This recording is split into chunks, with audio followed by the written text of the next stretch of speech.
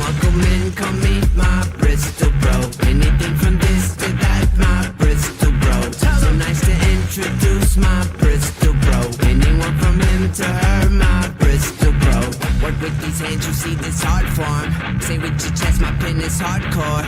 Even at my desk, feel like a star-lord. And it shows how much we give it all for. Now it's time to give them all an encore. Till it's back to the chalkboard.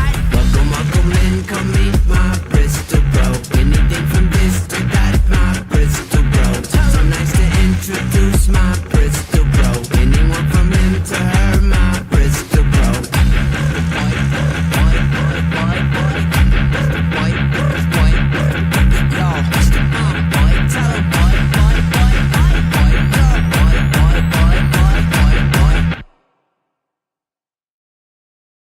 What's up, everybody? Welcome to the first Bristol Bros of the new year. Happy New Year to everyone. Appreciate you guys joining us tonight. Sam is already throwing up some awesome discount codes in the chat, so make sure you check that out. The Bristol Bros hookup, 15% off your first order. And without further ado, I got to bring in my Bristol bro, Sam, to the stage. What's up, my Bristol bro? How you doing? We're out here. We're slinging comics. We're slinging art. Get it at a discount, folks. Yeah, and we got the man Yevgeny Sokolov in the house.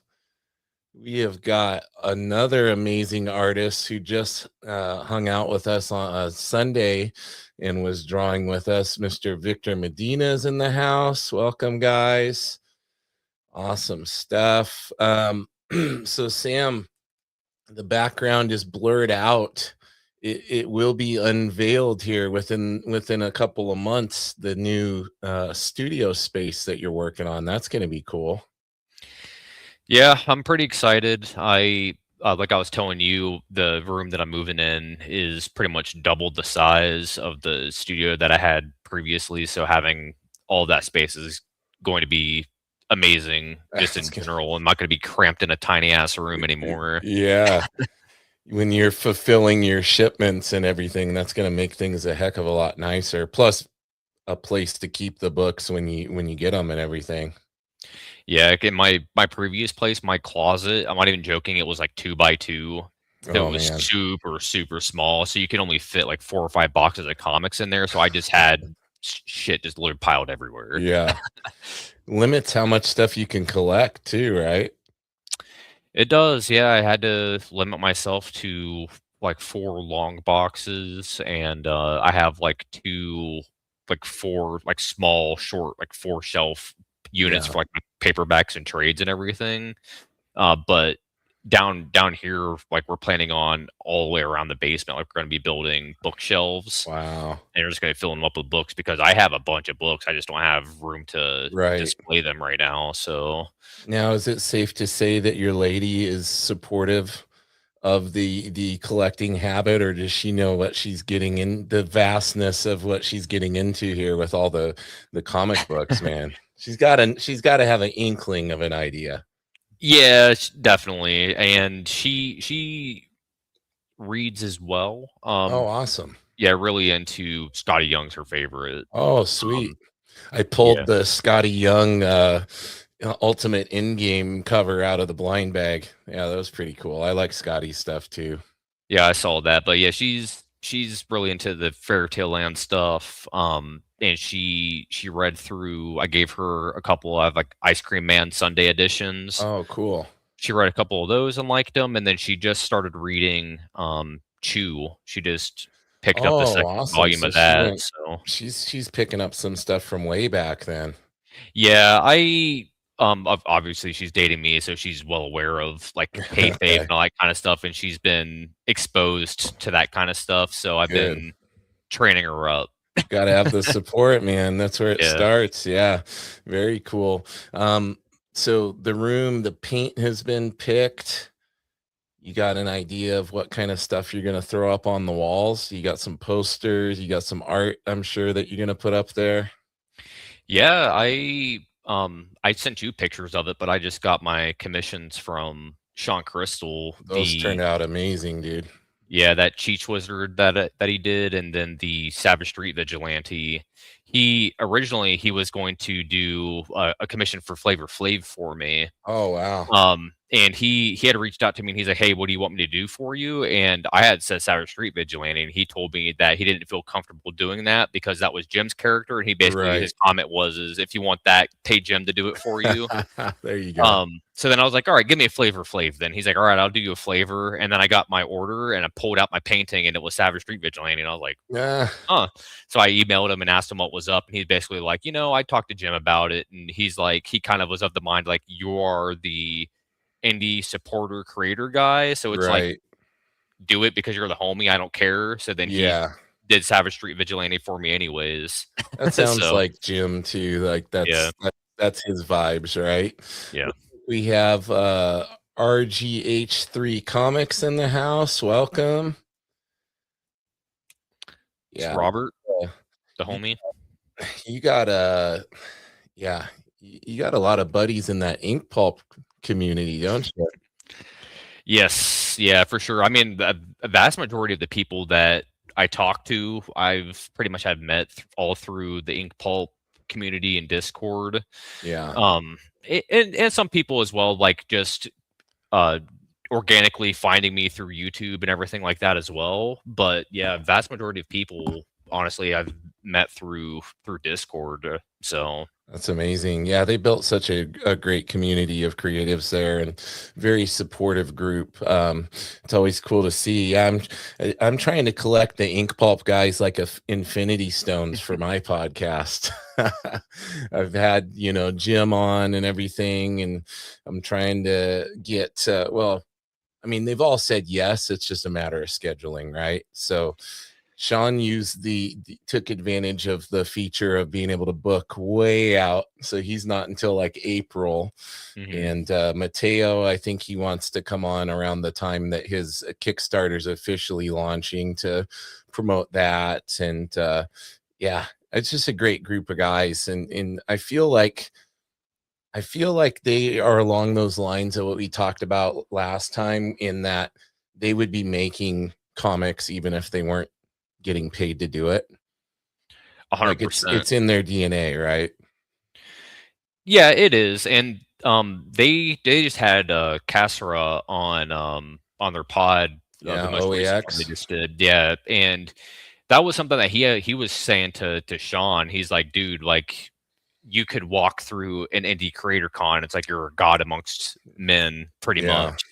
And I think that is not only like because of their work ethic and the things that they've done for the community and everything like that, but it's because of their passion for comics. And exactly like you said, it's like even if they weren't getting paid, it's like they would still be Yeah. making comics regardless. So Yeah, and in case he's watching, Cassera actually followed me today on followed Nerdy Musings on Instagram, which I thought was really cool. So I know we've got some plans of hopefully getting him on here with us. And I thought it'd be cool, while we wait for Steve to get here, that we kind of talk about some of the guests we have lined up here.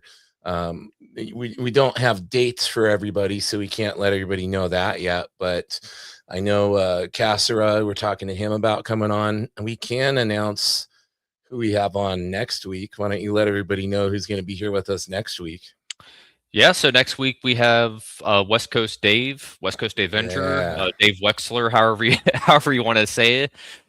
Yeah, he's obviously Dave is a really big supporter of mine and has been for over a year now.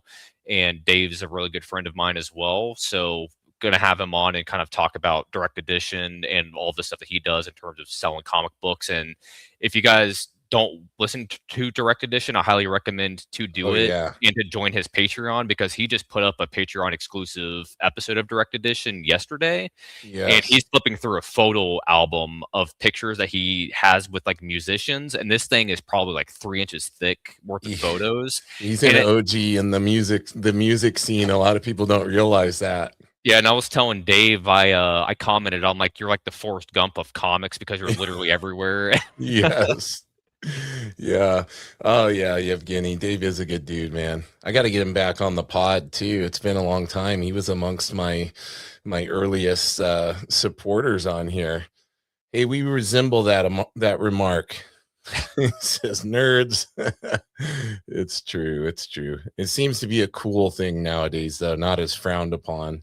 Um, so Sam, are you at all excited about Avengers Doomsday? Have you been catching some of the leaks and all of this? Have you been waiting for the actual HD versions to come out, or what have you been doing in that regard? Yeah, I mean, I saw the trailers for it, and to give you context, the very last Marvel movie that I've ever even saw was the Avengers. That's how far removed I am from any of those Okay. movies. I don't care. I'm just being honest with you. It's just one of those things that I was into, the first Iron Man movie, the first Captain America movie, and then once they were pumping out 8 movies a year, it was too much, and I just stopped caring at that Yeah. point. Like, once they hit the Avengers, that was kind of like I was done, and I was still in high school at that point, and it's like, obviously, that was, 15 years ago now, if not more than that. Yeah, So that's funny, man. So you could either go two directions with it. You could just keep doing what you're doing, or you could, do a binge and try to catch up before they release it. You got pretty much a year to catch up. Like, I could give you a list of the essential stuff. Like, it's not like you're gonna have to watch a ton of stuff for it to make sense. Or don't even do that. Just watch one of those. They're gonna do that. Every channel is going to have like a 15-minute Easter egg, catch here everything you need to know before watching Avengers Doomsday video, right? yeah, I saw a couple of clips. Like I saw the Cyclops X-Men thing they were teasing earlier today. Yeah. But I mean, I think I saw the 2 Spider-Man movies that they did, Homecoming and whichever the second one was. I can't remember what the name of it is now. Um, Yeah. but I did see those. But yeah, No Way the Home. other, yeah, that's what it was. Yeah. But the other Marvel movies I never saw them. The Doctor Strange movie that Sam Raimi directed, I was curious in seeing that one Yeah. because I'm a big Sam Raimi fan, And but it I never got around definitely to seeing it. it definitely felt like a Sam Raimi movie. I think you'll dig it. He even brought some of the horror aspects into it, which was really cool to see. Oh yeah. Yeah, he definitely he made a Sam Raimi version of Doctor Strange. So it was, if you're a Sam Raimi fan, I think you'll like it. Yeah, I wish that he would make more movies, be honest with you. Yeah. Very, very selective and doesn't do a lot of things. And he probably doesn't have to. The dude's probably rolling in money. Oh, I'm So sure. Yeah. This X-Men teaser got me pretty excited because that for me was really like, I think when superhero movies, like, a lot of people will argue that Blade was kind of the beginning of it, but they didn't really market Blade as a superhero movie back then. Like, a lot of people didn't even realize that it was from the comics. But X-Men, I remember, it's funny, when my wife and I were first dating, she refused, like, a comic book movie. I don't want to watch that. And then I was like, no, trust me, you'll like it. And then we saw it, and then, like, hell, she's like even more of a nerd than me now in a lot of regards, like, knows more about the comics and things than I do. But I have a lot of nostalgia tied to those old, like, Fox X-Men movies. So that trailer, like, seeing, Patrick Stewart and Ian McKellen back, and James Marsden being dressed in the actual X-Men 97 style costume that everybody wants to see him in, the comic accurate version. They got me with that. So I could go see the movie and probably be happy, if not just for the X-Men portion of it. did they have Hugh Jackman coming back for Wolverine? He's supposed to, yeah. Yeah. Yeah, there's a lot of people too that when they did the chairs, that they made people watch for like 4 hours, where they revealed each chair and whose name was on it. Um, they left out a lot of people who are actually going to be in it. And they haven't said that Deadpool's going to be in it, but I have a good feeling if he's not in Doomsday, he'll be in Secret Wars because they put that Easter egg in the Wolverine Deadpool movie. They showed a cover with Doom on it, and it was from the newer Secret Wars. So I have a feeling that they're going to, Marvel's going to do the whole like too big to fail thing with these movies after some of their little not as successful ventures recently. And I think they're gonna have some big hits. Plus, the Russo brothers usually do a good job with the stuff. So I mean, good luck. I think that there is going to be a certain point, though, that the mass audience as a whole kind of hits a fatigue threshold with the Marvel stuff, if that already hasn't I hit think they already. already. I think a lot of us, for a lot of us, we already we already have. I think that's why a lot of people didn't see like Thunderbolts and all of that stuff, which actually was a really good movie, but a lot of people didn't even see it or made judgment of it just because they were so tired of all the Marvel stuff, like just being overloaded. I think having all the different Disney Plus series and stuff was a little too much for people too. And I think they need to kind of do what they're doing and space the movies farther apart and go back to that original formula of building up to these event movies like they did. What, they took almost 10 years to build up to the first Avengers movie. Like, I think that's the formula that works. And then having everything be connected, they lost that when they started doing all the series. And they're like, well, that's not canon, but that is, and this is multiverse, and this is, and you just confuse your average person with that stuff. Yeah, and I think that I mean we've talked about this a ton in the past, but it also affects their comics in the long run because they're trying to mimic the style of the movies into their comics, and then people got sick of looking at their comics then too. Yeah. So it's kind of this weird dichotomy that it just kind of like divulges itself. Hmm.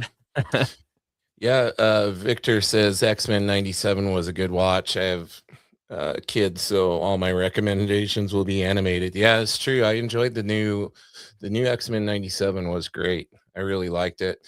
And I really liked what they did with the What If show.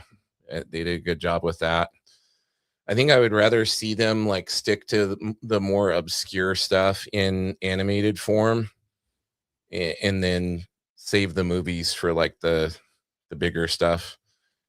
Yeah, I never watched any of that stuff. I think I watched some of that Watchmen animated thing that they did on Oh yeah. HBO. Yeah. That was pretty much the only thing I've saw, Yeah, I didn't catch cartoon from that, it. but I heard about it. And but again, it's that thing like we're in this world now where there's no shortage of this kind of like when I was a kid, I never would have imagined having all of this. So it's like whenever I start to get critical or I hear people getting hypercritical, it's kind of like, well, you don't really realize how good you have it, but it's like anything with too much of a good thing, you start to resent it sometimes, or people do. So I think that's kind of where people are at because we do have so many series and animated shows and everything else. But I geek out on it just because I remember the days when if you told me that we were going to have multiple Spider-Man movies, X-Men movies, this, that, Batman, like never would have believed it because all we had was like the cheesy like made for TV quality type of movies where Captain America is riding around with his helmet on his motorcycle and looking all dorky. Yeah. Yeah, that's true. I mean, when you look back at it, it's like in terms of theatrical stuff, I mean, what was the big first superhero thing? I mean, like Batman in '89, Yeah, that maybe was the maybe big. Rick Donner's Batman before that, or Superman, I mean, before that. Yeah, Superman, depending on what generation you're from, it was definitely Superman. I think for my generation, it was more that Batman 89. Like that's what I remember like being the hot thing. And then yeah, and then after that, not until like when X-Men hit. Like I dug Blade though, but I didn't associate it as being targeted as a superhero movie, but yeah, X-Men stands out after that.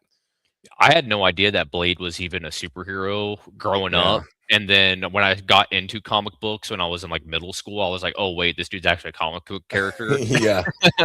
You know, another one that people don't realize and probably saw the movie and then never put it together was League of Extraordinary Gentlemen with Sean Connery and everything. Like, yeah, That movie is terrible. that's another comic movie though, right? Like It that's is, yeah. based in a comic. So yeah, it's yeah, there's a few like that that I don't think people realize.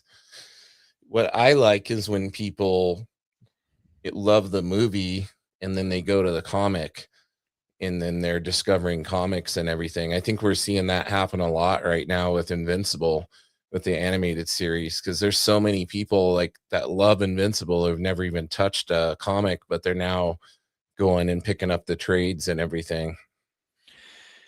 Yeah, there really isn't anything I can think of besides, like, maybe The Mask that Oh yeah. it's based off a comic book, but it's so far off of base of, like, what the source material is, because I don't know if you've ever actually read any of those Mask books, I but they haven't. I haven't. I know Doug Mankey drew a lot of them though, yeah. and I dig Doug Mankey's stuff. They're outlaw, like, straight up, like, dudes Yeah. getting their faces blown off with shotguns and cops getting, their midsections blown off with rocket Wow. So launchers, it was like hardcore, way more yeah, hardcore than a Jim Carrey goofy comedy movie, huh? it's super hardcore, like, Stanley Ipkiss, who's Jim Carrey's, character in that movie, Yeah. he lasts, like, halfway through the first issue and he's dead. Oh wow. Okay. Yeah, so it's like the rest of the series, like, The Mask, it kind of floats from person to person. So they So lighten it up a lot to yes. make it palatable for a movie. Yeah, there's a handful of things that are in the comic that happen in the movie, but they're more like we're like 2 panels in the comic. It's like, oh, like him doing the like the, animal balloons part Yeah, where he, like, pulls out the Tommy gun. It's like, that's in the comic, and, like, that's pretty much the only thing in terms of, like, that they that's actually pulled drawn in the and comic that put. they pulled from, yeah. Wow, that's crazy. Yeah, I didn't know that. I've only ever seen like that. Kind of makes sense though, because Doug Mankey's art is like very gritty, Mhm. so it would make sense he would be drawing a more intense comic book like that. Yeah, it's And what awesome. was the other one? I'm trying to think of the other one. It had like Michael Cera in it and Brandon Routh was in it. Scott Pilgrim? Yeah, Scott Pilgrim. Yeah. That's another comic one that people don't realize was based off a comic. Yeah, Scott O'Malley did that. Yeah, yeah, yeah. That was a decent one, but it's yeah. I just like it when the movies are a gateway for the comics, as opposed to people going. I think it's hard for us that do love the comic source material to go into movies. It's just like when a book gets made into a movie and everybody tells you, well, the book was so much better. It's like, yeah, majority of the time, the comics are going to be better, in my opinion. I Yeah, can't really unless think of a. Can you think of a superhero movie you that you liked more than the comic? I There's mean, I can probably got a couple, right? think of a cartoon and it's Spawn. HBO, yeah, Yeah, it's by far better than any of the Spawn comics, especially story-wise, because I'm like, we're for all aware sure. it's all anything that's in Spawn, you can just throw it in a fire. It's just You throwaway. saying the Todd Father's not going to get an Eisner for his writing prowess on Spawn? Man, I son, highly be doubt it. careful. We want to get him on here one day. I think he'll No, be the I'm first sure. person to I, tell you that he I would never think win an Eisner for Spawn. I've heard him.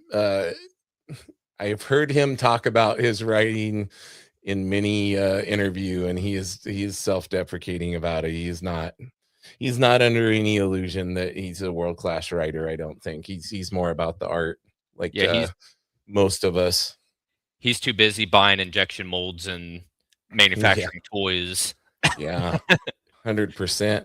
And prior to that, he was wanting to start a trading card company. Yeah, I had seen that, and it's like good on him for not going down that route because obviously that would have been a bad business Yeah, venture, he especially at actually that wanted to get time. out of comics. Just Right, but right terrible. before right before Image right before they started Image, he was like, probably if the card thing would have took off for him, but I guess it cost too much to like license the photos or whatever. Mm. So that was kind of a stumbling block. I guess Liefeld has a bunch of the uncut sheets of the cards that Todd gave him to look at and stuff when he was trying to do all that. So he definitely made the right choice, pivoted into the right area for sure. Yeah, I remember in like the late 90s, early 2000s, just like how hot sports cards were. And it's like every comic shop, it's like Yep. anything they were selling, it was mostly Yeah. sports cards, and then just out of nowhere it just dropped off and you don't see Yep. them anymore. And I own a ton of those that aren't worth anything. we would collect, and then like, yeah, that era, it's just like comics of that era though. Like we thought they were going to be like gold. We're buying 5 copies every first issue, and it's like, yeah, they made a lot of them. They're not going to be you're Dude, not going to pay off your student loans with them, right? I'm going to be super rich. I have every variant cover of Deathmate, so I have every Death of Superman poly bag. What a shit comic that thing is. I have the autograph version of the wedding issue. How about that? Okay, that's impressive. Is that worse? I see our guest is here. I'm gonna bring him in. Everybody in the chat, we have rising superstar colorist, Mr. Steve Canon is here with us. Welcome in, brother. How you doing? What's up, everybody? Good, man. How are you guys? Doing good. Steve, have you ever met Sam? No, I don't think so. This is my buddy Sam, my Bristol bro. Sam McClurg is an awesome indie / underground creator who is like nice to meet you. A workhorse and has put out a ridiculous amount of self-published books last year and has more planned for this year now. So yeah, he motivates me. It's like if he's doing all that, I gotta turn up the heat on myself here. For sure, man. That's awesome. Speaking a couple of Bristol bros and a digital dude. Yeah. Speaking of turning up the heat and making a bunch of work for themselves, you've had no shortage of projects and deadlines here recently. Yeah, it's been good. It's been busy, man.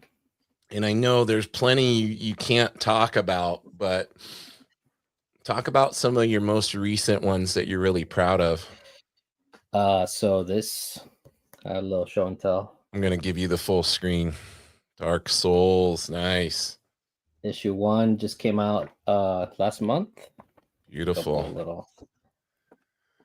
Oh, sick. You see, you did the interiors on that one. Yeah, so this one just came out, and then I just got my comps for issue there 2 you go. With the Raymond Gay cover. Nice. So that's that turned out amazing. Thank you, man. I appreciate that. And yeah, man, just covers.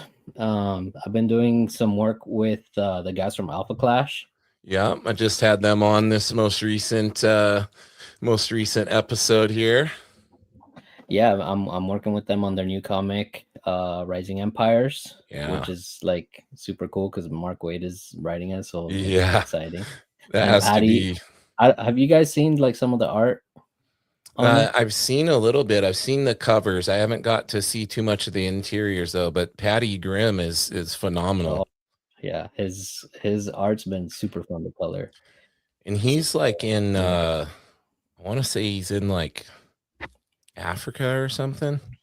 I tried reaching out to him. Yeah. Well, maybe I shouldn't put him on blast if people start looking for him.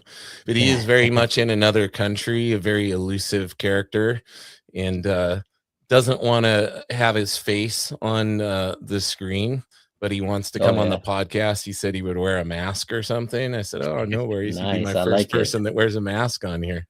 Mysterious. He's very mysterious, but yeah, like his art's amazing. So yeah, like came out of left field as like a fully developed artist that looks like they've been in the industry for like 20 years or something. I know his stuff is super good, and it's we're kind of doing a little bit of a different style from my usual stuff, so it's a little bit more. I would say like my influence on it is kind of like anime and that kind of Nice. look. So yeah, it's been fun. You getting to kind of push yourself a little bit outside the boundaries. Yeah, and like just doing different techniques, and even like I guess the rendering I would say is maybe a little bit simpler than what I normally do on covers and stuff, but it's like I don't know, more shape based, more Yeah. like cuts and stuff like that. It's just been fun. How does it feel for you to go from covers to sequentials? Is it pretty seamless for you, or like I'm assuming sequentials is more work, but covers probably have their own challenges that you face as well, just given the pressure of it being the cover? Yeah, so I think a lot of people think that interiors are more work, which sometimes they can be. But sometimes you have panels that don't have any background. It's just like a solid color or something You're like that. coloring a Liefeld comic.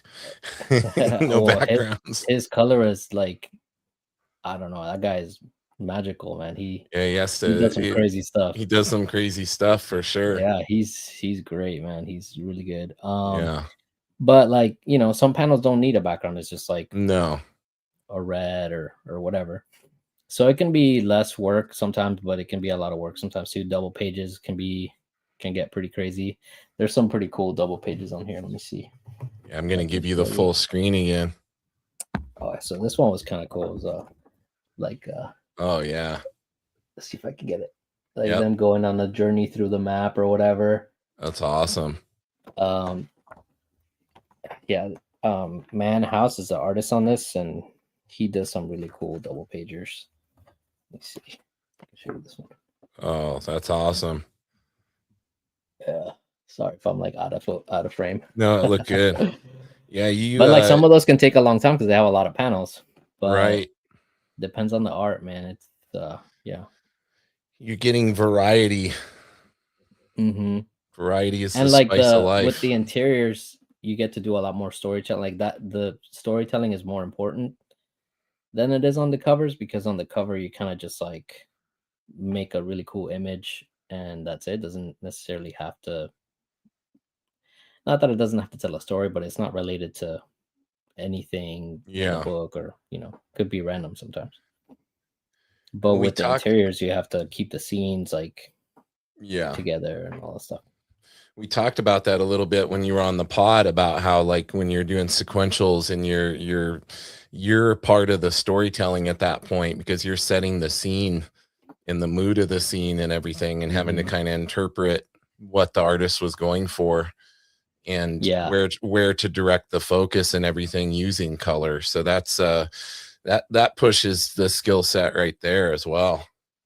Yeah, and it can be a challenge because not every book is something you've seen in life, Yeah. So a lot of times you have to think like, okay, I don't know, what does this magical forest look like?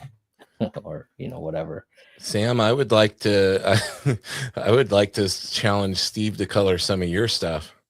I bet he hasn't colored some of the subjects that you I draw nasty adult comics, so if you want to draw dicks and tits, I'm your guy.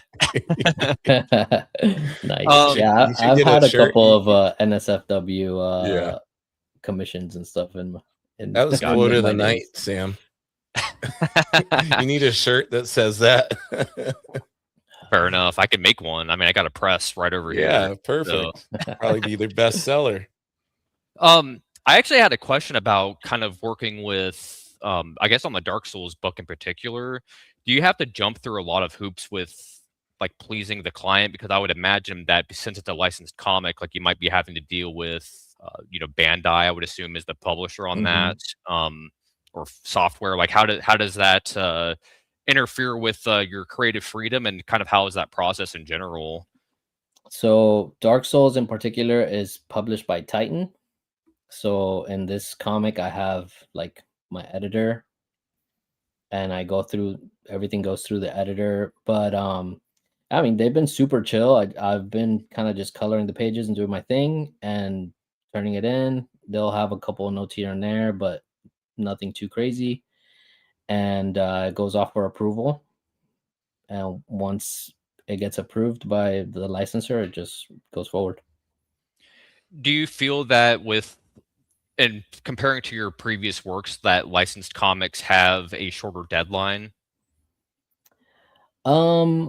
Honestly, with the deadline, it kinda just depends on like the situation, because on Dark Souls, the deadlines have been like not too crazy, but life happens, things, you get a little behind here, a little behind there, and they get tighter, but they haven't been too intense. Nice. Yeah, this has to be interesting for you right now because I've noticed a lot of variety of different projects you've been working on. Like you got to work on the Youngblood variant cover, the Daniel Warren Johnson one. Hmm. You've been doing a lot of stuff for McFarlane you got to do your first work on the main Spawn title. Like, Yeah. has it been pretty consistent as far as what's expected of you from each publisher, or has there been more leniency or more, you know, pressure from one or I the other, don't or know. self-imposed pressure? I mean, honestly, I haven't even thought about that kind of stuff. Like, I'm just like I have children, so like for me, it's like I'm on a day to day, Yeah, like every day is a different hustle. So I don't really think about other people's like expectations of you're my work. you're on I that just Jack Kirby like, grind. yeah, like Say, how did Jack Kirby get all that done? It's like he had a family to provide for. baby goes to bed, and it's like, all right, what's on the? Well, I have a little board. I'm kind of old school. I don't like using like the computer calendars and whatever. So I have a Yeah, little board with all my stuff, and it's like, okay, what's on the board? We got to put an X on it, you're and old that's it. school. Luckily, like I think people, they like what I do and they resonate with my work, and so they hire me because they like what I do, and I've been lucky that I just kind of do my thing, and people like it. Or I mean, obviously people have notes and stuff like that, but that's just a normal part of the process. For sure. And yeah, just I think if you get in your head about the pressure and the expectations and all that, it can get in the way of the work, and also can get in the way of your ability to meet the deadlines. Hmm. Because if you get really precious on stuff, or you get stuck on something, when you have a deadline, you have to figure it out, because you got another page to do tonight, or you have 10 more pages left for the deadline or whatever. You kind of have to just figure it out and go with it. You finding you're getting faster? Yeah, I mean, I think since I had my son, it was like a boost of speed of like 100. Nice. I think it just when you don't have as much free time to do the work as you did before, you kind of stop like bullshitting, you know? You don't procrastinate as much, or maybe not procrastinate, but like when you start working, you're like, let's go. Hmm. So Especially when you have that reserved kind of little segment of time that's your time to work. yeah, for me, it's just when everybody goes to bed. Nice. So Everybody's sleeping, nobody's gonna come in yeah. to interrupt or pull me So I aside was for this or feeling that. So I was feeling bad about having you on because I know how late it is there, but you're telling me you probably were just getting to work not too long ago. I mean, I work usually till about 3 or 4 in the morning. Yeah, I had a feeling. Yeah, Yeah. my days Sam are and I pretty are heavy. both night owls too, so we Yeah, know all about it. yeah. I mean, I don't know. It's one of those I've tried before to switch it up and like wake up at 5 and whatever, but I can't. I'm not creative Yeah. at that time, and like for people who can wake up and do this stuff first thing in the morning, like more power to you. But at 5 in the morning, I'm just mush. I'm like, Yeah, me too. coffee. So it's better for me to just stay up late. I put together a little presentation of some of your recent covers that I'm going to pull up here for the viewers. So, nice. and then you can kind of talk us through, and then if Sam has any questions on them as well. So I'm going to add those to the stage, and I'm going to give them the full cinematic layout. So start from left to right. Let me remove our logo so it's not covering that. There we go. All right, so the one on the left, that's the one you just posted. Yeah. So that's a Kevin Keane piece. Yeah, man, that piece was so cool. He actually does a lot of grays in his line art, so a lot of the values are already determined by like him. So it's kind of more of like setting a cool vibe, and that one's a little bit more like painted looking too than some of the stuff I've seen you do. And some of that is in the line art. Oh wow. Yeah, so it was one of those things where like he kind of, he did the full piece. It just needed color. Like it didn't really need much rendering. So now is he doing his own inks, or is he going in like with washes? Like what did the original piece look like? I think it's digital. Okay. I think he works digital. So it's just line art with gray tones under. But yeah, it was a lot of fun. It was a little bit of a learning experience because I hadn't worked with somebody who used so much gray before, but I think I did okay at like not letting it get desaturated, because sometimes when you color under the gray too much, it'll just make the colors look muddy under. So a lot of this is actually colored on top of the line art. Wow, that's amazing, dude. And then the middle one's special. Was a fun one, man. That was fun. And also Kevin Keane, like before I started working on Spawn and McFarlane, he still is one of my favorite guys. Like his covers were my favorite. He did a lot of covers for like the Scorched and stuff like that. Yeah. And I was like, oh my God, I hope one day I get to. And then you're working with him. Yeah, I was like, oh my God, this is awesome. And another amazing person you got to work with on that middle piece is Mr. Danny Earls. Yeah, that was crazy. That issue was the first Spawn issue I got to do the covers on. So I did that one, and also cover B was a Raymond Gay piece that I did as well. So that was on that same issue, right? You did the two covers for 369.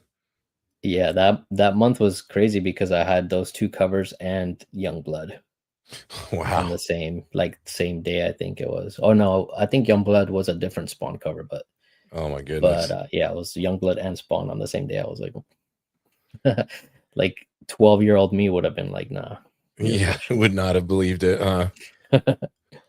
Then we got our medieval Spawn on the far right. Yeah, that one was cool too. It was my boy Jonathan Uribe. He's such a great artist. His style is like a very like, to me it kind of reminds me of Jim Lee. I can see that. So lots of hatching, and yeah, and he's super cool. He actually when the Spawnuary contest was going on, that's when I met him. He hit me up to color some of his submissions. Oh, okay.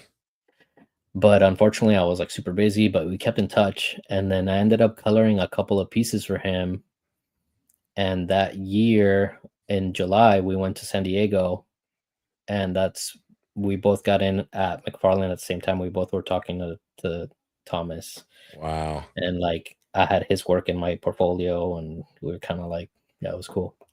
Now, did he win the contest, or did he get hired after that? I think he had already been talking to these guys. I think he met Todd when he was like a little kid, and he'd been going to conventions and like showing him work for a long time. Nice. And actually the Spawnuary thing was great because it kind of was like the perfect opportunity for me to put together a Spawn portfolio. So when I met with Thomas, I had a full portfolio of only Spawn. Oh, that's so good. You were like set up for it. Yeah, I had colored a couple of interiors that I found online, like Segovia piece, and then a bunch of the I think I did like 12. I worked on like 12 pieces on that month. Wow. Mr. So Victor that was a Medina lot. says absolutely amazing work. Oh, thank you, man. Appreciate it. Yeah, Vic is an amazing artist in his own right. Crazy talented. All right, I'm gonna throw it to the next slide right here. Here's some. Did you ever think of these were the ones that came together on that same day? That's Spawn Okay. cover and the Youngblood. So I accidentally got them all on the right one. Did you ever think you would dream of the day that you'd be working on a Daniel Warren Johnson, not only Daniel Warren Johnson, but also Youngblood? Because I know you're a 90s image lover like myself. Oh, yeah. I mean, for this piece in particular, it was like super out of the blue. Like, you know, Rob, sometimes he'll post stuff. Yeah. And he was like, he needed a colorist, and I put my thing in. Some people like replied to it. And then I get a DM from Rob just asking me if I want to color a Daniel Warren Johnson cover. I was just like, yes. Couldn't say yes quick enough, right? Oh yeah. I was just like, yeah. Yes, sir. And then the far left, you got to do 370 as well. Yeah, that's another Jonathan cover. Yeah, I am seeing the Jim Lee influence now that you mention it. When I look at his stuff, I hadn't really thought of it, but now that you mention that, that's kind of all I can see.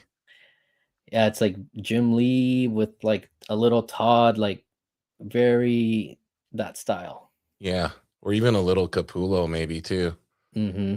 Yeah, but, I mean, that's not far removed from Todd with the way Capullo changes style up after working on Spawn for so long. And then on the far right, that's Thomas Nolick, right? Yeah. His covers are super. He uses a lot of gray too. Yeah, and he's all digital.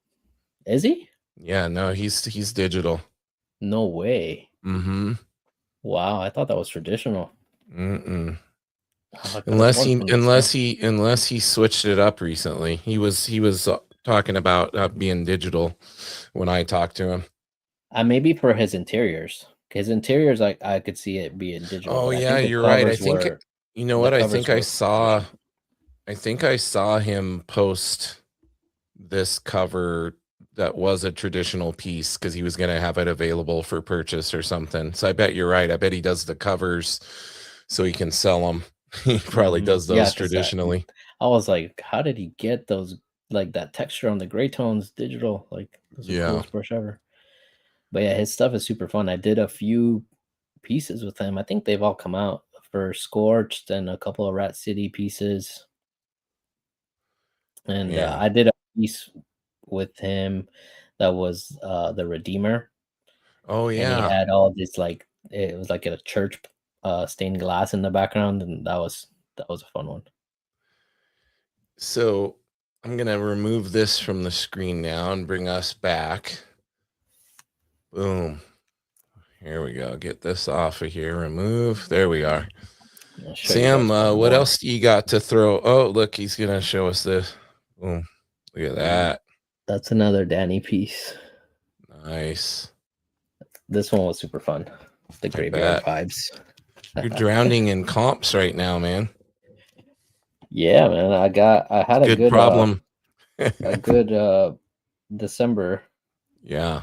Comics came out. Awesome.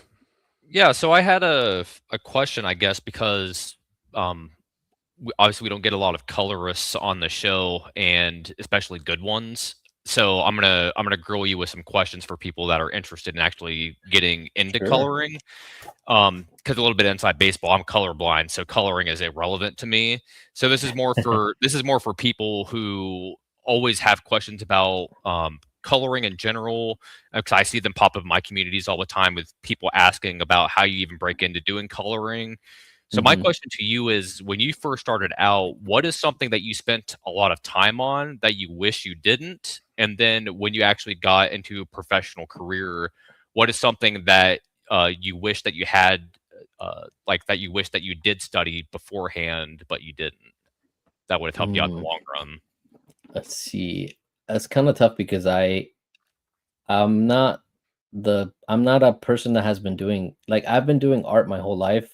As like I like to draw for fun when I was a kid and whatever, but I haven't been doing art like as people like they're always drawing or painting or whatever. Like I was a musician, so I was playing guitar for most of my, Oh, you and Sam like have something in teens, common. 20s, Sam's a in my music teens, guy my too. 20s, and then I went into guitar building. So like art was not even a thing.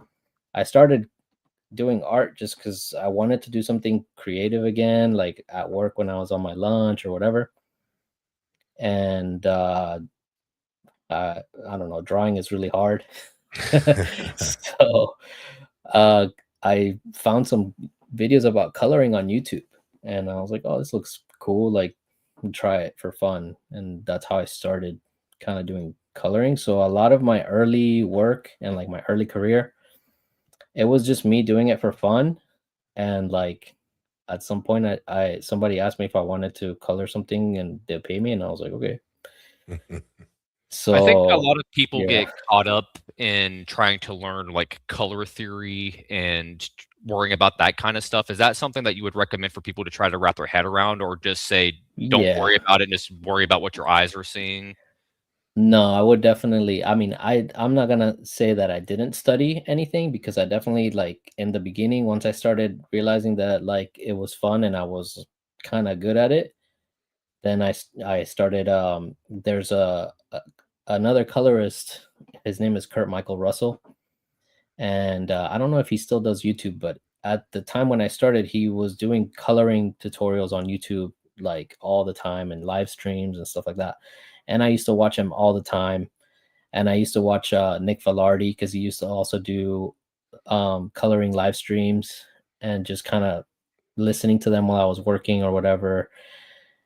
And I learned a lot from them. And Kurt Michael Russell actually offers a whole bunch of courses that you can, they're actually pretty cheap. And he goes through color theory, flatting, rendering, like all that stuff. So definitely study and learn like fundamentals, learn color theory. Even if you're not like a master at it, at least understand it, so that when you look at a comic book or you look at a piece of art or TV even, you can see like, okay, like the lighting here is blue with like purple in the back, or and you start seeing these things and kind of relating them back to what you're seeing on the pages of the books. Yeah. And that'll help you build your like mental library of scenes or vibes. And that's kind of something that I really it wasn't too hard to learn, but it was something I focused on, because the storytelling is the most important part of the comic book. And then other than that, it was just practicing. Like I color all the time, and learning to do faces better or whatever. After a while, when you start doing professional work, like you have to do so many faces in one book, you have to do so Yeah. many backgrounds in one book, that there's no choice but to get better. So I don't know if that answers the question, but I long story short, I haven't had like a formal like education, or like a time when I'm like studying. Most of my skill, I guess, just comes from working and coloring. you know No, I get it. I mean, I'm kind of in the same boat with my cartooning. It's very much of you just have to do it, and if you don't do it, then you're never going to do it, right? So it's like if you're right, not practicing drawing, then that comic's never going to get made. So at the end of the day, you have to Yeah. sit, right, make 100 or 1,000 really bad pages to make one good page. This right. is how it is. Yeah, there's a point where your work, so your work goes from amateur or like not good, for you're not good for a while. Everybody's bad at when they first start something. So you're not good for like a good couple months. But if you can see past, like, this is the other thing, a lot of people are too self-critical, and they talk themselves out of getting good at something because they can't see past, like, I suck right now. But if you keep coloring and you keep working at it for a month or two, you're going to get so much better. And if you just sit there and tell yourself, oh no, I don't want to do this, this sucks, or you're scared to post, or you're scared to show anybody, then you're not going to get better. And I think that's something I learned early on from being a musician, because playing guitar, I mean, like for the first like couple of years, you suck real bad. But then after that, you're like, hey, I can play AC/DC, or I can play whatever. And like, then maybe you join a band, or you put yourself out there, and that's how you get better, by putting your work out there, letting other people see it, and being like, okay, like I posted it and like it was fine. You know, people liked it. Yeah. Yeah, and I That- mean, and to your point, it's like there are so many different ways that you can get into the industry. You don't have to do it the way that you did it. You don't have to way that Mhm. I did it or James did it. And that's the same way with music. It's like you just use guitar as an analogy. It's like you can watch YouTube videos. You can teach yourself how to learn tabs. You can go to a local music shop. You can go to Guitar Center and get lessons to learn how to play that Yeah, way. exactly. It's just figure out what works for you and go in that lane and continue to grow, because I'm a kind of the mind, if you have a dream, you need to have a responsibility to yourself to fulfill that dream, because if you don't, at the end of the day, that's what it is. It's a dream. It's not a reality. So Yeah. you actually Right. have to go out there and do it. Yeah, and like if you want to actually do it, and because sometimes like, okay, like I love playing guitar, but I know I'm not going to be a professional musician. So as much time as I'm willing to dedicate to guitar is just for my own enjoyment. But in coloring, if I see an avenue to do it professionally, there comes a point where you have to treat it as a profession, and treat it as something important that you have to do. And especially in this business, you have to really be accountable for yourself, because the deadline doesn't move. The deadline doesn't care. Yeah. Like if you have to work on Christmas, you're going to work on Christmas. But if you're not a person who is willing to do that, then it's going to be a hard business, because Yeah, that's for sure. the part of the business that is hard, is that you have to take something that you enjoy and you have to make it into a job. And it's hard for people to sometimes get those things like sorted out. Yeah, at the end of the day, it's passion that drives everyone. And if you can't teach somebody to care, and if they don't care, then it's like we've been saying, it's never going to get done. So you have to have that ingenuity and innovation on yourself to actually, again, go out there and actually do things to make it happen. So that's Mhm. kind of a message to everybody out there, that the three of us here are saying, like, get off your ass and do something with your life. Yeah. Yeah, I agree with that. And the thing is too, a lot of people will think like, oh, how did you get into comics, or what did you do, or what did this person do? And the thing you hear from everybody is that whatever they did is not going to work for anybody else. Yeah. You kind of have to just do your thing. Like in my experience, obviously I try to contact people, and I, of course everybody does that. But for the most part, I just put the work out there, and then people see it, hopefully, and if they're interested in working with me, they'll reach out to me. I reach out to people as well, but there's nothing. It's kind of like there's nothing you can do. Somebody has to hire you, especially as a colorist. Somebody has to come to you and be like, I need these drawings colored. So all you can do is really like put yourself out there and hope that you put it out and hope that something comes back. Well, I need something colored, so I might contact you. Cool, man. Yeah. Yeah. And And that's the thing. You mentioned how like I have a lot of stuff coming out and all that, and that just comes from me. I don't say no to anything, yeah, including I'm your like, boy. okay. Yeah, no, I'm gonna dude, be I'm sending super you that psyched to be here. Batman piece once I'm just doing a couple little cleanups in digitally, and then I'll be sending it your way. Nice. Yeah, like I'm always just like, okay, like I have this work to do. Let me get organized, put it all on the board. As long as the time is there, no problem. Yeah. As we start getting close to the end with you, I want to open it up to the chat. If anybody has questions for Steve, make sure you throw those in the chat. I'll put them up on screen, and we'll get his answer on them. And Steve, I wanted to ask you, is there anything that you're working on right now that you can talk about that's going to be coming up? Because I know there's always the secret stuff that Mhm. is in the works, but what do you got that you want to let people know about that you're excited about? So I have Dark Souls 3 and 4 coming out. Well, Dark Souls 2 is coming out I think next month Nice. or this month actually. So Dark Souls, I got that. I got Rising Empires with the Alpha Clash guys, Mark Wade and AJ Light, Patty. And that's that Kickstarter starts on the 20th of this month. Yeah, Yeah. that's coming up later this month. What else do I have coming up? Some covers. I always have like little covers I'm working on. Yeah, I don't know. I'm probably forgetting some stuff, but every time I'm like on the spot with what I'm working on, I'm like, Yeah, and you don't want to accidentally mess up and say something that you can't say, right? If oh you yeah, had I'm the next artist on Absolute Batman. You know? There you go. I'd buy it.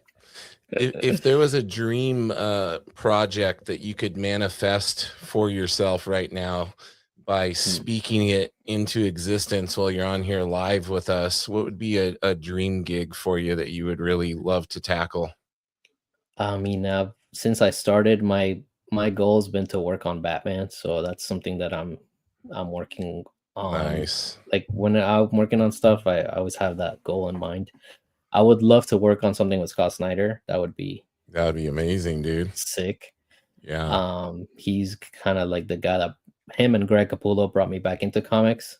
So if I could ever like work on anything with him, would be so cool. But yeah, I don't know. I'm happy to work on anything, man. I love comics. I'm super grateful that it allows me to work at home and be with my kids and do my thing, kind of set my own schedule. So yeah, happy to work on anything. He's not gonna say no. Reach out to him. We got a couple of questions, or at least one question in here. Sure. Let me see. I'm gonna put you full screen.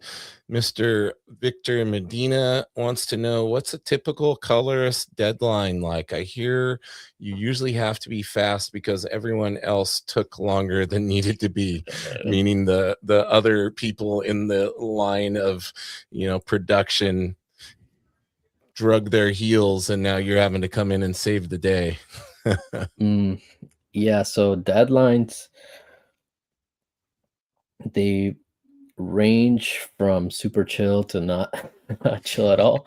Yeah. But I think for the most part, in my experience, I haven't really had an issue with crazy deadlines. Usually, like if it's super super tight for a whole book, they'll give you maybe like 10 days, and that's like super tight. But if you do like 2 pages a day or something like that, you're good. Which, like, for a colorist, and in my opinion, if you want to do coloring and you actually want to like make a living from doing it, I think you need to be able to do at least 2 to 3 pages a day is what I think. Okay, so that should be the goal. Yeah, I think you should aim to do at least 2 a day. If you do 2 a day, that kind of puts you at more or less like 2 books a month. I wish the kitty wasn't blurry, Sam. He's all blurred out. Your camera's trying to make him disappear. He's hassling me. He just decided to jump up on my desk. Yeah. He's like, hey, he wants treats. Yeah, you're done, Dad. Well, my dog will do that to me as well. My dog will come up at like 2 in the morning and be like, hey, come on. I have to close my cats out of the studio. They'll cause chaos. They'll go over there on my spinner rack and start chewing on the comics on the bottom, and like, I can't allow that. Let's see. We got dogs learned real quick. Tristan Werner says, shout out to the Bristol Bros. Sam, I got your package and your comics. The package was freaking awesome. I'm gonna do a little video on it. Awesome, Tristan. Thanks for the support. Yeah, definitely appreciate that. He ordered some books and some circle guides and whatnot from me, and I had somebody reach out a couple of days ago, and I sold off a couple of white line pages as well. So sweet. Sold some of your originals? Yeah, sold 4 pages out of that book so far. Awesome, man. Good work. Steve, I want to put your socials up on the screen here. You can let me know if I got anything wrong, but I'm pretty sure I got it right. I said follow Steve on Instagram. It's just at Steve Canon on Instagram, correct? Yes, sir. Awesome. And then you're also pretty active over on X. I was not so much anymore. I've Somewhat. been Somewhat. more on the IG because X is getting a little too wild Yeah. out there. But you know what? It's actually weird because X used to be like cool I and know. It's the wild, uh, wild west now. like just in terms of like people seeing your stuff. Like I would post something and on X it'd get like, oh my god, like 100,000 views or something, and When like I crazy. first And then started it died. because that's why I set up a Nerdy Musings account on there. And when I was first posting, same thing. It's like I was getting a ton of views. Now I'll Mhm. put something up, it's like 3 people saw it. I'm like, what? Yeah, that's why I'm not really on it because I'm Yeah. like, well, I mean, I still post, but it's like 200 views or something. I'm like, okay, and then on IG it does better. It's still not great, but like, I don't know. Yeah. I'm not And an influencer, so I don't know how that you're works. also over on Facebook. You have a page over there that I just followed Yes, today. that is the ghostly specter of of my Yeah. social media. You still That's the- post on it though. I saw a recent post. I know you're an old guy like me. You still get on Oh Facebook yeah, from time to time. I have it linked to my IG, so whatever I post on IG goes over there. I'm set keeping that zombie alive, baby. set it and forget it, right? Yeah, I still go on Facebook, but only to lurk on like people that I used to know back in the day. Yeah, there you go. Be the creepy stalker guy. See where their life is at. All my high school friends, see what's up with them, see what they're Yeah. doing. Steve, man, I bet you got some stuff to work on after you get off of here. Oh, I'm chilling tonight, man. My Oh, deadline was last night. Tonight, nice. I'm just gonna chill, Good. recharge So a you little bit. got to hang out with us. You get to recharge. Yeah, I'm ready for tomorrow. Start stuff up again. I got some cool covers on the works for tomorrow. So I know you got a lot of I'm stuff you excited. can't talk about. I already know. I am burdened by the knowledge, the curse of knowledge, because now so many of the artists I've had on the pod are telling me off air what they're working on. And I'm Mhm. like, Fort Knox, man. I won't say a word, but the stuff I know already about several, like, people are going to be super excited when they find Yeah, I'm out. hoping 2026 is going to be cool. 2025 was good. There's a lot of cool stuff in comics last Yeah. year. A lot of exciting stuff. The Absolute Universe is insane. I feel like Yeah, you're I don't just know. We'll now see. starting to pick up your momentum here. Yeah, like I said, man, I'm going day to day. Just to make sure my stuff gets done and you know, keep it going, man. I'm super grateful to be able to do this. And yeah, it's one of those things where I would never have thought that I'd be doing this. So That's so it's cool, cool. man. And I'm so happy for you and happy I've been a small part of your journey, being on the pod and everything. Getting to know you has been great. You're one of a very select, small group of people that's been on the podcast more than once. Sam I as know, man. well. Sam's I'm been on there a more than regular on once. here. Yeah, so Cool, man. that's really cool. We appreciate you. Sam, anything before we let Steve go and wrap things up? No, just keep coloring your ass off, dude. That's all. Just keep making Yeah. comics. And Hell yeah, man. know that Sam doesn't lie. When he said he's going to reach out to you about coloring something, be on the lookout. But unlike you and me, I'm gonna mess with you. I'm just gonna do it grayscale. there you go. It's already in grayscale because I use screen tone on literally everything, so that's fine. You can waste your time. I was gonna say, unlike you or me, he's gonna reach out via email because this dude actually has no social media at all. So Oh yeah, he is Yeah. cool, dude. unburdened, untethered. But Yeah, the he social will. media game, man. It's Yeah, something else. it's Because you have to post, but also it's like you kind of have to play the game a little bit. yeah. Try to get He yourself is out there. unburdened by that. So I envy That's him all awesome. the time. I'm like, dude, you don't have to do any of that. That's so cool. Yeah. But Steve, we greatly appreciate you, man. Hopefully we can have you on here again in the future. And For sure, I man. will be in Let's touch do about. some art next time. Yeah, well, Sunday live stream, we can do that for sure. And then we haven't done that on here yet, Sam. We need to do a stream where we actually do some creating together on the Bristol Bros. I feel like we're kind of posing with the Bristol Bros title if we don't do a little bit of art on here from time to without time. that So Bristol. we'll make sure to do it. Yeah, for sure. Whenever I get my studio set up upstairs, be able to set up my camera on my desk, I'm down for Yeah. it. Yeah. Awesome. He's currently working on getting his internet hardwired throughout the house, so he has super speed sick. no matter which workstation he's on. So we're going to do some really cool stuff once he gets everything set up. Nice. That's awesome. Awesome, brother. Well, listen, thank you so much again. I hope you have a wonderful evening. Enjoy that much needed relax and recharge time before all these other deadlines start popping up.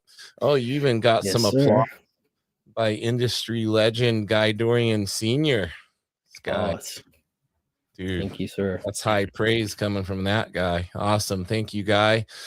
All right. Well, I'm going to boot you backstage, Steve. Thank you again. Enjoy the rest Peace of the night, out. brother. Take care. Take it easy, guys. Thank you. Man, that was a good one. Steve's a workhorse. Coloring his ass off out there. He's coloring his ass off. He's going to have no ass left by the end of 2026. It's going to be gone because the more of these covers come out, the more people are going to be reaching out to him. And I am not going to be surprised when we see him coloring Batman, because I think that's going to end up happening for him.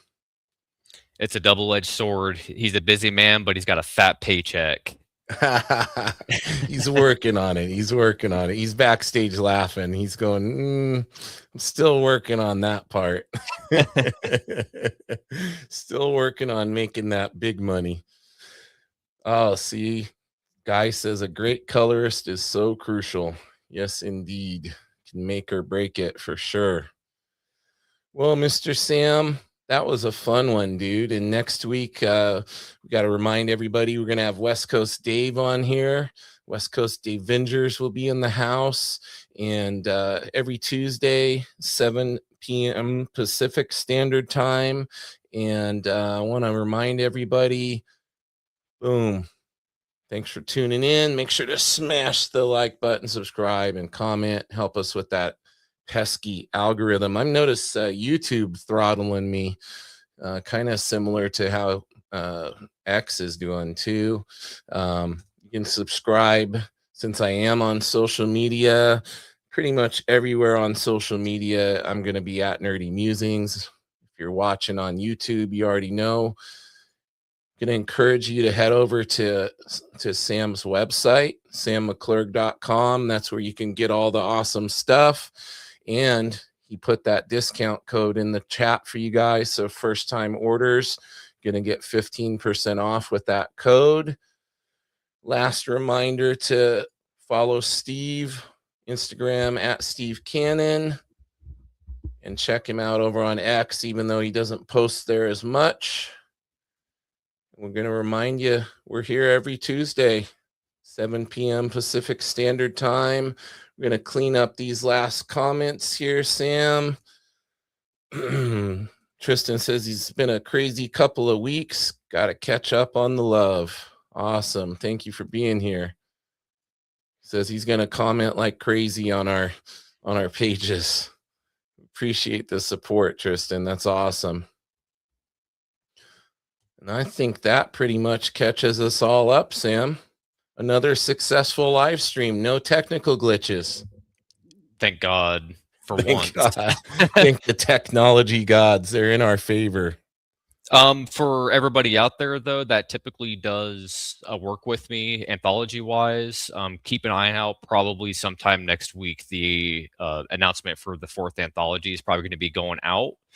So keep an eye out for that. And we might end up doing an extended deadline for, we usually do 4 weeks. I might end up doing 5 weeks this time around, because I might bite the bullet and try to see if I can color it, because I think I already told you, James, what the theme was going to be for this next anthology. Yeah. But I think it makes more sense for it to be colored rather than it staying grayscale. Yeah. But we shall see. That depends on if my colorblind eyes will allow that to happen or not. If the deadline will allow it to happen, so we shall see. Well, and I started doing some thumbnails for it, so I would appreciate a little more time given as busy as I am. So count me in on a vote for a little extra time on it. Well, you've known about it for a while, so you don't have an excuse. Please. Awesome, brother. Well, listen, Tristan says, Happy New Year, dudes.